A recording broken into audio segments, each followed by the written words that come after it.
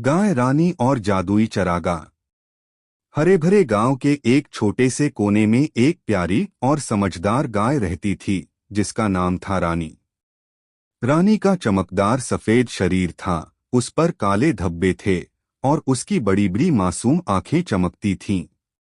उसके गले में सुनहरी घंटी बंधी थी, जो बजते ही मीठी ध्वनि निकालती थी। एक दिन की बात है। रानी गांव के चरागाह में घूम रही थी जब उसे एक सुनहरी घास का टुकड़ा दिखाई दिया। जैसे ही उसने उसे खाया, अचानक उसकी आंखें चमक उठीं और वह बोलने लगी। अरे, मैं मैं बोल सकती हूँ। रानी खुशी से उछल पड़ी। अब वह अपने दोस्त मोती, एक नटखट सफेद खरगोश, से बातें कर सकती थी। मोती भी हैरान था, लेकिन खुश होकर उछलने लगा। रानी की जादुई यात्रा। रानी और मोती ने फैसला किया कि वे इस जादुई घास का रहस्य खोजेंगे। वे एक सुंदर फूलों से भरे जंगल में पहुंचे, जहां रंग-बिरंगी तितलियां उड़ रही थीं।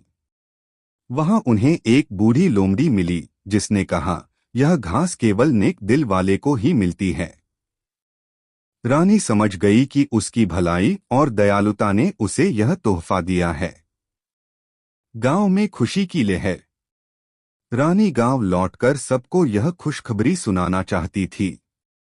जैसे ही वह पहुंची, गांव वाले उसकी बात सुनकर चकित रह गए। अब रानी उनकी समस्याओं को समझ सकती थी और उनकी मदद कर सकती थी। धीरे धीरे रानी पूरे गांव की प्यारी सलाहकार बन गई।